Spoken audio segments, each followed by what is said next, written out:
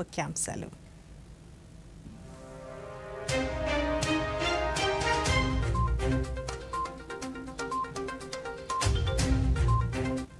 తమిళనాడు శివగంగలోని సౌమ్యనారాయణ పెరుమాళ్ ఆలయాన్ని సందర్శించిన ఉపరాష్ట్రపతి సిపి రాధాకృష్ణన్.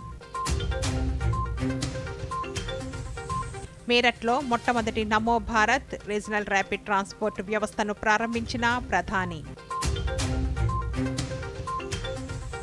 వికసిత్ భారత్ స్వర్ణాంధ్రప్రదేశ్కు గ్రామీణ డాక్ సేవకులు వెన్నెముకగా ఉంటున్నారన్న ముఖ్యమంత్రి.